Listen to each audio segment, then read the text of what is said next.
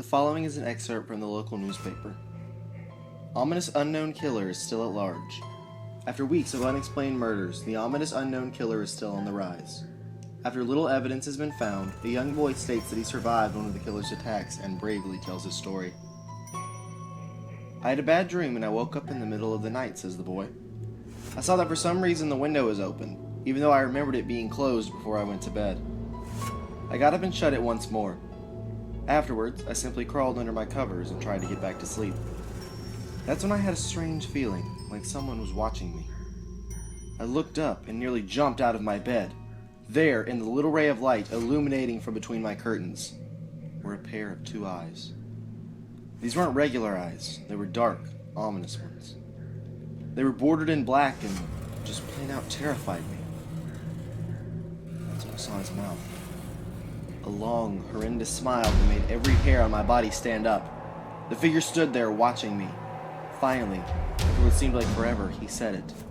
A simple phrase, but said in a way only a madman could speak.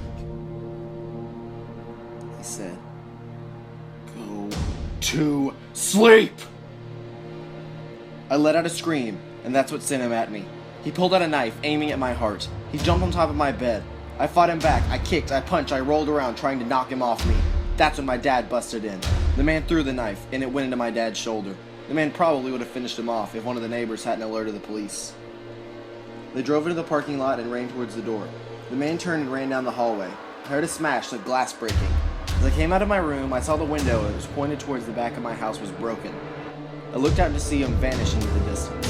I can tell you one thing. I will never forget that face. Those cold, evil eyes, and that psychotic smile. They will never leave my head.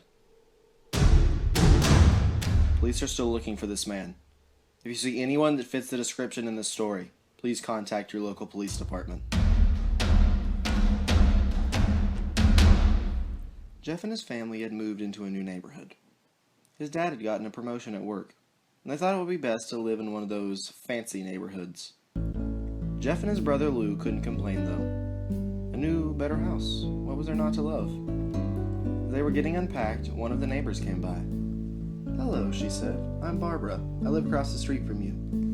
"Well, I just wanted to introduce myself and introduce my son." She turned around and called her son over. "Billy, these are our new neighbors." Billy said hi and ran back to play in his yard. "Well," said Jeff's mom, "I'm Margaret, and this is my husband Peter, and my two sons, Jeff and Lou."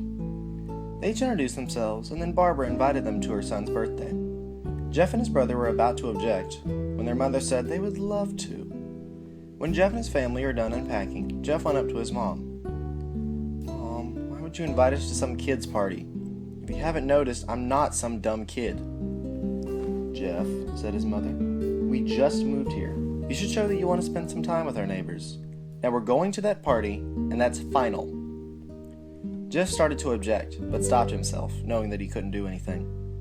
Whenever his mother said something, it was final. He walked up to his room and plopped down on his bed. He sat there looking at his ceiling when suddenly, he had a weird feeling. Not so much a pain, but a weird feeling. He dismissed it as just some random feeling. He heard his mother calling him down to get his stuff, and he walked down to get it. The next day, Jeff walked down the stairs to get breakfast and got ready for school. As he sat there eating his breakfast, he once again got that feeling. This time it was stronger. It gave him a slight tugging pain, but once again he dismissed it. As he and Lou finished breakfast, they walked down to the bus stop. They sat there waiting for the bus, and then, all of a sudden, some kid on a skateboard jumped over there, only inches from their laps. They both jumped back in surprise. "Hey, what the hell?" The kid landed and turned back to them. He kicked his skateboard up and caught it in his hands. The kid seemed to be about 12, 1 year younger than Jeff. He wore an Aeropostale shirt and ripped blue jeans. Well, well, well, looks like we got some new meat." Suddenly, two other kids appeared. One was super skinny and the other was huge. "Well, since you're new around here, I'd like to introduce ourselves. Over there is Keith." Jeff and Lou looked over to the skinny kid. He had a dopey face you would expect a sidekick to have. "And that's Troy." They looked over at the fat kid. Talk about a tub of lard. This kid looked like he hadn't exercised since he was crawling. "And I," said the first kid, "I'm Randy." Now, for all the kids in the neighborhood, there's a small price for the bus fare, if you catch my drift. Lou stood up, ready to punch the lights out of this kid's eyes. One of the friends pulled a knife on him. Tisk, tisk, tisk. I had hoped you'd be more cooperative, but it seems you must do this the hard way. The kid walked up to Lou and took his wallet out of his pocket. Jeff got that feeling again. But this time, it was truly strong, a burning sensation. He stood up, but Lou gestured him to sit down. Jeff ignored him and walked up to the kid. Listen here, you little punk. Give back my bro's wallet or else. Randy pulled the wallet in his pocket and pulled out his own knife. Oh, or what will you do? Just as he finished that sentence, Jeff popped the kid in the nose. As Randy reached for his face, Jeff grabbed the kid's wrist and broke it. Randy screamed, and Jeff grabbed the knife from his hand. Troy and Keith rushed Jeff, but Jeff was too quick. He threw Randy to the ground. Keith lashed out at him, but Jeff ducked and stabbed him in the arm. Keith dropped his knife and fell to the ground screaming. Todd rushed him too, but Jeff didn't even need the knife. He just punched Troy straight in the stomach, and Troy went down. As he fell, he puked all over. Lou could do nothing but look in amazement at Jeff. Jeff, how'd you... And that was all he said. They saw the bus coming and knew they'd be blamed for the whole thing, so they started running as fast as they could. As they ran, they looked back and saw the bus driver rushing over to Randy and the others. As Jeff and Lou made it to school, they didn't dare tell the kids what happened. All they did was sit and listen. Lou just thought of that as his brother beating up a few kids, but Jeff knew that was more. It was something scary. As he got that feeling, he felt how powerful it was, the urge to just hurt someone. He didn't like how it sounded, but he couldn't help feeling happy. He felt that strange feeling go away and stay away for the entire day of school. Even as he walked home due to the whole thing near the bus stop, and how now he probably wouldn't be taking the bus anymore, he felt happy.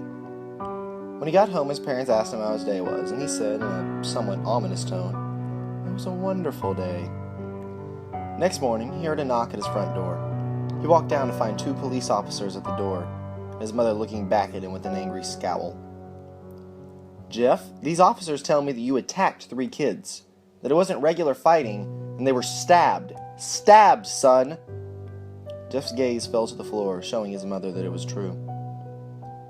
"Mom, they were the ones who pulled the knives on me and Lou." "Son," said one of the cops, "we found 3 kids, 2 stabbed, 1 having a bruise on his stomach, and we have witnesses proving that you fled the scene. Now what does that tell us?" Jeff knew it was no use.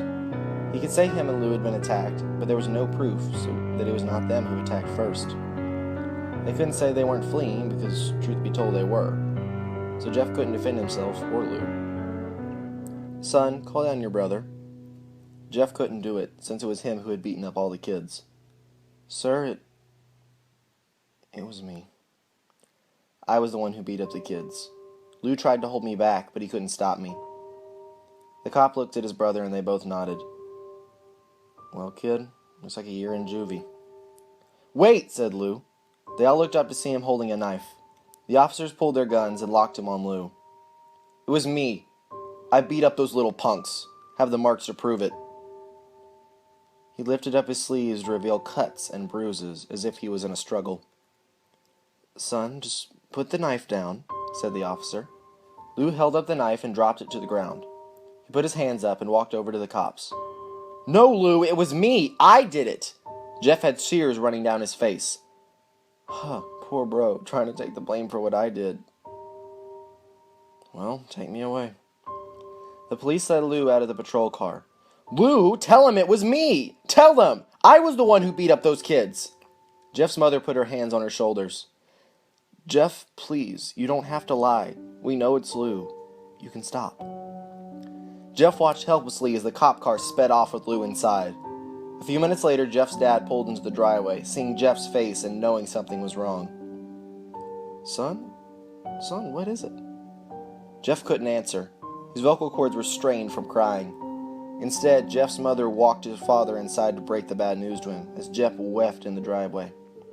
After an hour or so, Jeff walked back into the house, seeing that his parents were both shocked, sad, and disappointed. He couldn't look at them. He couldn't see how they thought of Lou when it was his fault. He just went to sleep, trying to get the whole thing off of his mind. 2 days went by, with no word from Lou at JDC. No friends to hang out with, nothing but sadness and guilt. That is until Saturday, when Jeff is woken up by his mother with a happy, sunshiny face. "Jeff, it's the day," she said as she opened up the curtains and let light flood into the room. "What's today?" asked Jeff as he stirs awake. "Why, it's Billy's birthday." He was now fully awake. "Mom, you're joking, right? You don't expect me to go to some stupid kid's party after..." There was a long pause. "Jeff, we both know what happened. I think this party could be the thing that brightens up the past days. Now get dressed." Jeff's mother walked out of the room and downstairs to get her ready herself. He fought himself to get up. He picked out a random shirt and a pair of jeans and walked downstairs. He saw his mother and father all dressed up, his mother in a dress and his father in a suit. He thought, why would they ever wear such fancy clothes to a kid's party? "Son, is that all you're going to wear?" said Jeff's mom. "Better than wearing too much," he said. His mother pushed down the feeling to yell at him and hid it with a smile. "Now, Jeff, we may be overdressed, but this is how you go if you want to make an impression," said his father. Jeff grunted and went back up to his room. "I don't have any fancy clothes," he yelled downstairs. "Just pick out something," called his mother. He looked around in his closet for what he would call fancy. He found a pair of black dress pants he had for special occasions and an undershirt. He couldn't find a shirt to go with it, though. He looked around and found only striped and patterned shirts, none of which go with dress pants. Finally, he found a white hoodie and put it on. "You're wearing that?" they both said. Her mother looked at her watch. "Oh, no time to change. Let's just go," she said as she herded Jeff and his father out the door. They crossed the street over to Barbara and Billy's house. They knocked on the door as it appeared that Barbara, just like his parents, way overdressed. As they walked inside, all Jeff could see were adults, no kids. "The kids are all out in the yard. Jeff, how about you go and meet some of them?" said Barbara. Jeff walked outside to a yard full of kids. They were running around in weird cowboy costumes and shooting each other with plastic guns. He might as well be standing in a Toys R Us. Suddenly, a kid came up to him and handed him a toy and a hat. "Hey, wanna play?" he said. No, kid. I'm way too old for this stuff." The kid looked at him with that weird puppy dog face. "Please," said the kid. "Fine," said Jeff. He put on a hat and started to pretend shoe to the kids. At first, he thought it was totally ridiculous. Then he started to actually have some fun. It might not have been super cool, but it was the first time he had done something that took his mind off of Lou. So he played with the kids for a while until he heard a noise. A weird rolling noise. And then it hit him. Randy, Troy, and Keith all jumped over the fence on their skateboards. Jeff dropped the fake gun and ripped off the hat. Randy looked at Jeff with a burning hatred. "Hello, Jeff, is it?" he said. "We have some unfinished business." Jeff saw his bruised nose. "I think we're even. I beat the crap out of you, and you got my brother sent to JDC. Randy got an angry look in his eyes. "Oh no, I don't go for even.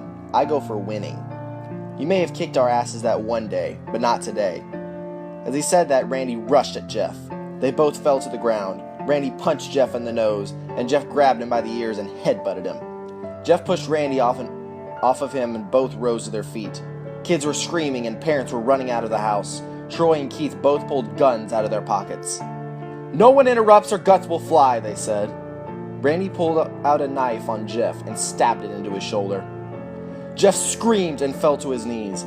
Randy started kicking him in the face. After 3 kicks, Jeff grabbed a foot and twisted, causing Randy to fall to the ground. Jeff stood up and walked towards the back door. Troy grabbed him. "Need some help?" He picks Jeff up by the shoulder collar and throws him through the patio door. As Jeff tried to stand, he's kicked down to the ground. Randy repeatedly starts kicking Jeff until he starts to cough up blood. "Come on, Jeff, fight me." He picks Jeff up and throws him into the kitchen. Randy sees a bottle of vodka on the counter and smashes the glass over Jeff's head. "Fight!" He throws Jeff back into the living room. "Come on, Jeff, look at me." Jeff glances up, his face riddled with blood. "I was the one who got your brother sent to JDC, and now you're just going to sit here and let him rot in there for a whole year. You should be ashamed." Jeff started to get up. "Oh, finally, you stand and fight." Jeff is now to his feet, blood and vodka on his face. Once again, he gets that strange feeling, the one in which he hasn't felt in a while. "Finally, he's up," says Randy as he runs at Jeff. But that's when it happened. Something inside Jeff snaps. His psyche is destroyed. All rational thinking is gone. All he can do is kill. He grabs Randy and pile drives him into the ground. He gets on top of him and punches him straight in the heart. The punch causes Randy's heart to stop. As Randy gasps for a breath, Jeff hammers him down on top of him. Punch after punch, blood gushes from Randy's body until he takes one final breath and dies. Everyone is looking at Jeff now. The parents, the crying kids, even Troy and Keith. Although they easily break from their gaze and point their guns at Jeff. Jeff sees the guns trained on him and runs for the stairs. As he runs, Troy and Keith let out fire on him, each shot missing. Jeff runs up the stairs. He hears Troy and Keith following behind him. As they let out their final rounds of bullets, Jeff ducks into the bathroom. He grabs the towel rack and rips it off the wall. Troy and Keith race in, knives ready. Troy swings his knife at Jeff, who backs away and bangs the towel rack into Troy's face. Troy goes down hard, and now all that's left is Keith. He's more agile than Troy thought, and ducks when Jeff swings the towel rack. He drops the knife and grabs Jeff by the neck. He pulls him into the wall. A thing of bleach fell down on top of him from the top shelf. It burnt both of them, and they both started to scream in pain. Jeff wiped his eyes as best he could. He pulled back the towel rack and swung it straight into Keith's head. As he lay there bleeding to death, he let out an ominous smile. "What's so funny?" asked Jeff. Keith pulled out a lighter and switched it on. "What's funny," he said, "is that you're covered in bleach and alcohol." Jeff's eyes widened as Keith threw the lighter at him. As soon as the flame made contact with him, the flames ignited the alcohol in the vodka. While the alcohol burned him, the bleach bleached his skin. Jeff let out a terrible scream as he was caught on fire. He tried to roll out the fire, but it was no use. The alcohol had made him a walking inferno. He ran down the hall and fell down the stairs. Everyone started screaming as they saw Jeff, now a man on fire, drop to the ground nearly dead. The last thing Jeff saw was his mother and the other parents trying to extinguish the flame. That's when he passed out. When Jeff woke, he had a cast wrapped around his face. He couldn't see anything, but he felt a cast on his shoulder and stitches all over his body. He tried to stand up, but he realized there was some tube in his arm. When he tried to get it up, it fell out and a nurse rushed in. "Oh, I don't think you can get out of bed just yet," she said, as she put him back on the bed and reinserted the tube. Jeff just sat there, with no vision, no idea of what his surroundings were. Finally, after hours, he heard his mother. "Honey, are you okay?" she asked. Jeff couldn't answer, though. His face was covered, and he was unable to speak. "Oh, honey, I have great news. After all the witnesses told the police that Randy confessed of trying to attack you, they decided to let Lou go." This made Jeff almost bolt up, stopping halfway, remembering the tube coming out of his arm. "He'll be up by tomorrow, and then you two will be able to be together again." Jeff's mother hugged Jeff and said her goodbyes. The next couple of weeks were those where Jeff was visited by his family. They came the day when his bandages were to be removed. His face were all there to see it, what he would look like. As the doctors unwrapped the bandages from Jeff's face, everyone was on edge of the seats. They waited until the last bandage holding the cover over his face was almost removed. "Let's hope for the best," said the doctor. He quickly pulled the cloth, letting the rest fall from Jeff's face. Jeff's mother screamed at the sight of his face. Lou and Jeff's dad stared awestruck. What happened to my face?" Jeff said. He rushed out of the bed and ran to the bathroom. He looked in the mirror and saw the cause of the distress. His face. It's horrible. His lips were burnt to a deep shade of red. His face was turned to a purely white color, and his hair singed from brown to black. He slowly put his hand to his face. It had a sort of leathery feel to it now. He looked back to his family, then back at the mirror. "Jeff," said Lou, "it's not that bad." "Not that bad," said Jeff. "It's perfect." His family was equally surprised. Jeff started laughing uncontrollably. His parents noticed that his left eye and hand were twitching. Jeff, are you okay?" "Okay, I've never felt more happy." "Look at me." This face goes perfectly with me. He couldn't stop laughing. He stroked his face, feeling it, looking at it in the mirror. What caused this? Well, you may recall that when Jeff was fighting, Randy saw something in his mind. His sanity completely snap. Now he was left as a crazy killing machine. That is, his parents didn't know. Doctor, said Jeff's mom, is my son alright, in the head? Oh yes, this behavior is typical for patients that have taken very large amount of painkillers. If his behavior doesn't change in a few weeks, bring him back here and we'll give him a psychological test. Thank you, doctor. Jeff's mother went over to Jeff. Jeff, sweetie, it's time to go. Jeff looks away from the mirror, his face still formed in a crazy smile. Yay, mommy. His mother took him by the shoulder and took him to get his clothes. This is what came in, said the lady at the desk. Jeff's mother looked down to see the black dress pants and white hoodie her son wore. Now they were clean of blood and now stitched together. Jeff's mother led him to his room and made him put his clothes on. And then they left, not knowing that this was their final day of life. Later that night, Jeff's mother woke to a sound coming from the bathroom. It sounded as if someone was crying. She slowly walked over to see what it was. When she looked in the bathroom, she saw a horrendous sight. Jeff had taken a knife and carved a smile into his cheeks. Jeff, what are you doing? Asked his mother. Jeff looked over to his mother. I couldn't keep smiling, Mommy. It hurt after a while, but now I can smile forever. Jeff's mother noticed his eyes ringed in black. Jeff, your eyes! His eyes were seemingly never closing.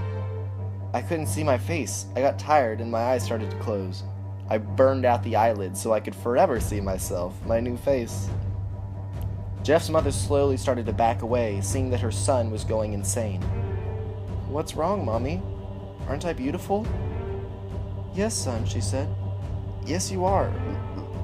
Let me go get Daddy so he can see your face. She ran into the room and shook Jeff's dad from his sleep. Honey, get the gun. She stopped as she saw Jeff in the doorway, holding a knife. You lied. That's the last thing they heard as Jeff rushed in with the knife, gutting both of them. His brother Lou woke up, startled by some noise. He didn't hear anything else, so he just shut his eyes and tried to go back to sleep. As he was on the border of slumber, he got the strangest feeling that someone was watching him. He looked up before Jeff's hand covered his mouth. He slowly raised the knife, ready to plunge it into Lou. Lou thrashed here and tried to escape Jeff's grasp. Shh! Just go to sleep.